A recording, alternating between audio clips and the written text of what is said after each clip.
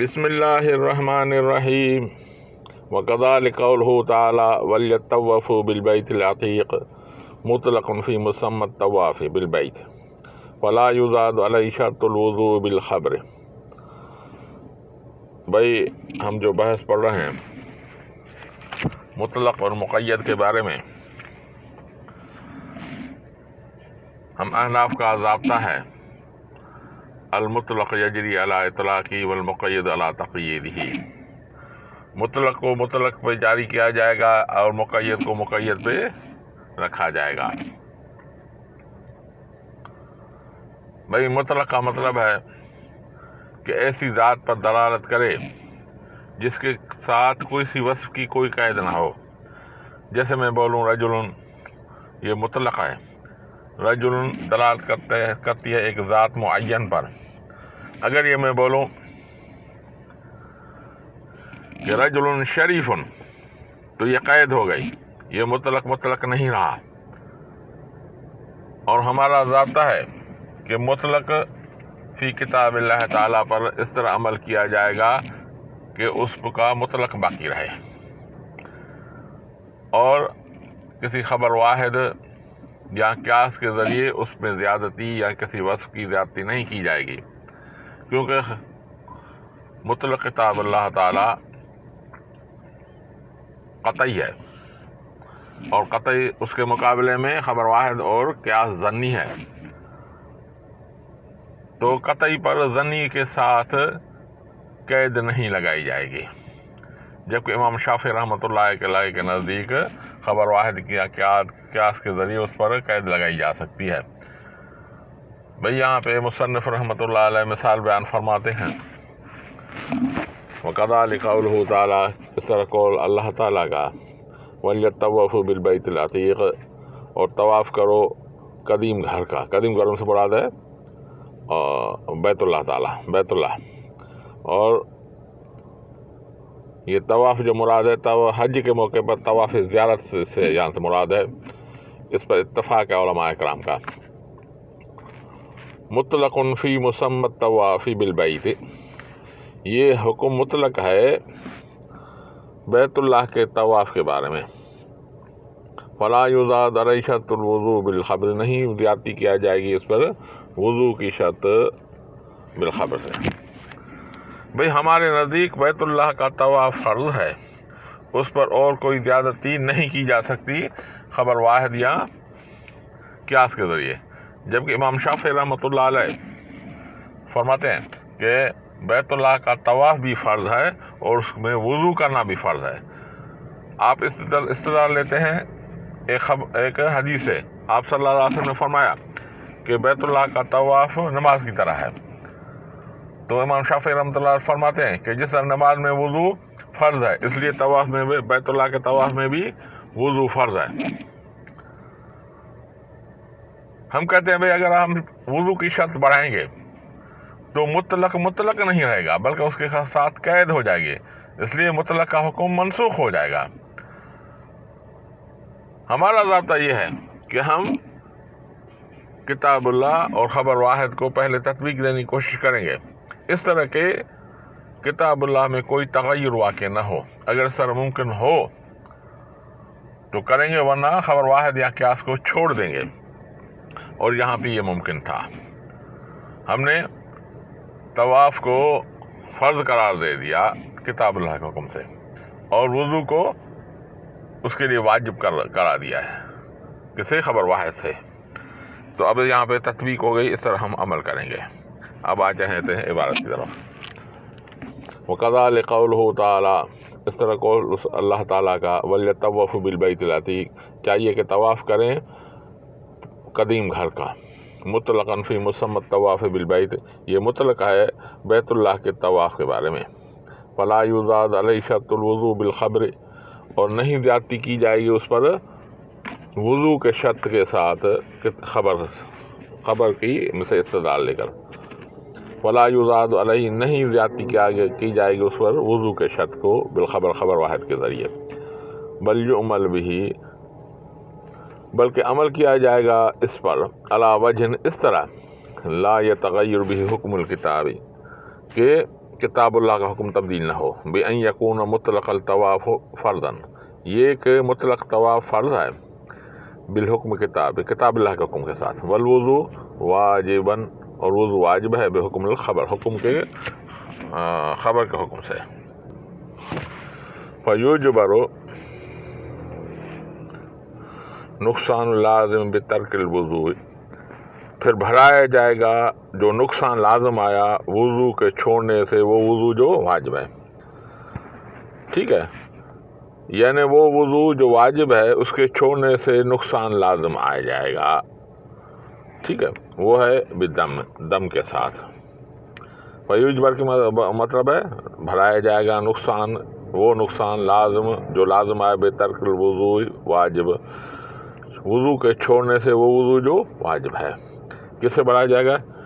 بالدم میں، یعنی قربانی کے ساتھ. اگر وضو چھوڑ دے تو پھر اس کا نقصان لازم آئے گا. اس کا طواف تو ہو جائے گا، ٹھیک ہے، طواف تو ہو جائے گا، لیکن اگر واجب چھوٹ جائے تو پھر حج کے موقع پر اس کا نقصان دم کے ساتھ بڑھایا جا کرتا ہے، یعنی اس کو قربانی دینی پڑے گی. وَكَذَلِكَ قَوْلُهُ تَعَالَى وَارْكَعُوا مَعَ الرَّاكِعِينَ مُطْلَقًا فِي مُسَمًّى الرُّكُوعِ فَلَا يُزَادُ عَلَيْهِ شَرْطُ تَعْدِيلٍ بِحُكْمِ الْخَبَرِ. بھائی اب چوتھی مثال بیان فرما رہے ہیں. اس طرح قول صلی اللہ تعالیٰ کا رکوع کرنے والوں کے ساتھ مطلق، یہ مطلق ہے فی مسمى رکوع کی معنی میں. فلا یزاد علیہ، نہیں زیادتی کی جائے گی اس پر، شرط تعدیل کی شرط. بھائی یہاں پہ مسئلہ چل رہا ہے، ارکان صلاۃ جو ہیں رکوع اور سجدہ یہ فرض ہیں امام شافعی کے نزدیک، ہمارے نزدیک، لیکن تعدیل ارکان فرض ہے یا نہیں ہے اس میں اختلاف ہے. امام شافعی رحمۃ اللہ علیہ تعدیل ارکان کو فرض قرار دے رہے ہیں، جبکہ ہم بولتے ہیں کہ وَارْكَعُوا مَعَ الرَّاكِعِينَ مطلق ہے، اور مطلق پر خبر واحد اور قیاس کے ذریعے زیادتی کرنا صحیح نہیں ہے. کیونکہ اگر ہم خبر واحد یا